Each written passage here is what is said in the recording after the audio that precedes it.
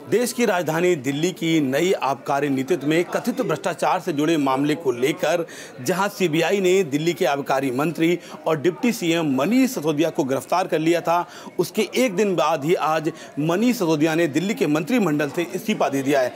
इस पूरे प्रकरण के दौरान सबसे बड़ी बात यह है कि जहां 9 महीने से दिल्ली के कैबिनेट मंत्री सत्येंद्र जैन जेल में बंद थे, उसके बावजूद उन्होंने इस्तीफा नहीं दिया था। आज इन दोनों मंत्रियों ने अपना इस्तीफा दिल्ली के सीएम को सौंप दिया। हालांकि अरविंद केजरीवाल के सबसे घनिष्ठ सहयोगी, पार्टी के गठन से पहले उनके साथ रहे मनीष सिसोदिया ने इस्तीफे में तमाम बातें कही हैं। मनीष का इस्तीफा हम अपने दर्शकों को एक बार यहाँ पर दिखाना चाहेंगे, किस तरीके से मनीष सिसोदिया ने अपने इस्तीफे के जरिए उन पर राजनीतिक कारणों को लेकर हुए हमले के बाद उनका दुख बयां किया है। मनीष सिसोदिया ने इस्तीफे में साफ तौर पर यह लिखा है कि बीते 8 सालों में उन्हें दिल्ली में मंत्री के रूप में काम करने का मौका मिला, ये बड़ी बात थी। लेकिन अगर आप इस्तीफे के दूसरे पैराग्राफ को पढ़ेंगे तो आप पाएंगे कि किस तरीके से अरविंद केजरीवाल की पार्टी और उनके तमाम मंत्री धीरे धीरे सॉफ्ट हिंदुत्व की तरफ की बात करते जा रहे हैं। इसमें आप जिक्र पढ़ें 6th लाइन में देखेंगे तो साफ तौर पर मनीष सिसोदिया लिखते हैं कि जब वो क्लास 6 में थे तो उनके पिताजी ने श्री कृष्ण भगवान की उनको एक फ़ोटो दी थी, जो उन्होंने अपने बेड के सामने लगाई ताकि वो जब भी उठें तो उसमें जो लाइनें लिखी हुई हैं उनको पढ़ें। अपने काम को ईमानदारी और निष्ठा से पूर्ण करना ही सच्ची कृष्ण पूजा है। ये 6वीं क्लास से 12वीं क्लास तक लगातार वो पढ़ते रहे ताकि जो उनके बेसिक्स हैं और संस्कार हैं उनमें ही ये सब बातें आ जाएं। और इसका जिक्र मनीष बार बार अपने इस्तीफे में करते हैं कि किस तरीके से पूरे जीवन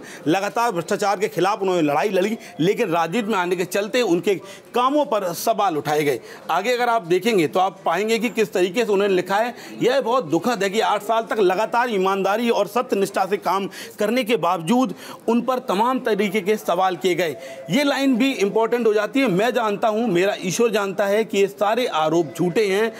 आरोप वस्तुतः अरविंद केजरीवाल की सच्चाई की राजनीति से घबराए हुए हैं, कायर और कमजोर लोगों की साजिश से ज़्यादा है कुछ नहीं। हालांकि आमतौर पर जब हम इस्तीफे देखते हैं तो तमाम बार पॉलिटिकल लीडर्स ऐसी भाषा का इस्तेमाल करते हैं, क्योंकि ये इस्तीफे टाइप होते हैं, इनमें प्रॉपर देखा जाता है कि आखिर जब मीडिया में जाएंगे, पब्लिक फोरम पर जाएंगे तो क्या इससे पार्टी की इमेज बनेगी। आगे अगर आप देखें तो मनीष सिसोदिया ये भी लिखते हैं कि बीते कई वर्षों में मेरे ऊपर कई FIR की गई और अभी भी की जाने की तैयारी है।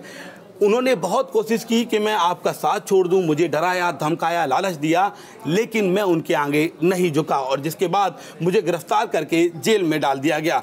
अरविंद केजरीवाल की पार्टी और तमाम ये जो नेता आज सामने आ रहे हैं, ये सब अलग तरह की राजनीति करने आए थे। इनका दावा था कि ये देश में शिक्षा, रोजगार, युवाओं की बात करेंगे। उसका भी एक पैरा अगर आप देखेंगे तो पाएंगे देश भर में आर्थिक तंगी, गरीबी, बेरोजगारी, महंगाई और भ्रष्टाचार जैसी समस्याओं से जूझ रहे करोड़ों लोगों की नज़र में आज अरविंद केजरीवाल बड़े नेता हैं। वो एक उम्मीद है देश की, यानी कि 2024 के लिए जो 2022 में स्टेज सेट की थी अरविंद केजरीवाल ने, उसको भी इस इस्तीफे में विशेष तौर पर जोड़ा गया है। आपकी बातों को लोग अन्य नेताओं के जुमले के रूप में नहीं देखते, सीधा हमला उन पार्टियों पर है जो लगातार बड़े बड़े दावे करती हैं, बड़े बड़े वादे करती हैं। आगे अगर आप चलेंगे तो अरविंद केजरीवाल के घनिष्ठ सहयोगी, उनके मंत्री लिखते हैं कि मैंने दिल्ली सरकार के विभिन्न विभागों में ईमानदारी से काम किया।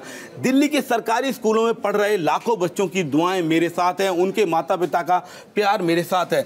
18 लाख बच्चे दिल्ली में पढ़ते हैं और आप आमतौर पर देखें तो इस पूरे प्रकरण के दौरान आम आदमी पार्टी ये कहती रही है कि 18 लाख बच्चे खाना नहीं खा रहे, वो स्कूल नहीं जा रहे क्योंकि उनके प्यारे मनीष अंकल को सीबीआई ने जेल में डाल दिया है। उस बात का जिक्र भी इस इस्तीफे में किया गया है कि हजारों शिक्षकों का, उनके बच्चों का और पेरेंट्स का आशीर्वाद मेरे साथ है। आगे अगर आप ये देखेंगे तो ये पाएंगे कि उन्होंने साफ तौर पर इस्तीफे में लिखा है कि ये सारे तथ्य झूठे हैं जो आरोप लगाए गए हैं। आने वाले समय में ईमानदारी के साथ साथ मैं बाहर आऊँगा। लगातार आम आदमी पार्टी भगत सिंह की बात करती रही है। आप अगर अरविंद केजरीवाल की कोई भी प्रेस कॉन्फ्रेंस देखें, कोई भी पार्टी का कार्यक्रम देखेंगे तो आप पाएंगे एक तरफ भीमराव अम्बेडकर होते हैं, दूसरी तरफ भगत सिंह होते हैं। पार्टी लगातार युवाओं की बात करती रही है। तो अगर आप अगली लाइन में जाएंगे तो आप ये पाएंगे कि भगत सिंह के लिए जो लाइनें आमतौर पर राम प्रसाद बिस्मिल की जो फेमस थी उनको भी यूज़ किया गया है। सरफरोशी की तमन्ना अब हमारे दिल में है, देखना है जोर कितना बाजुए कातिल में है।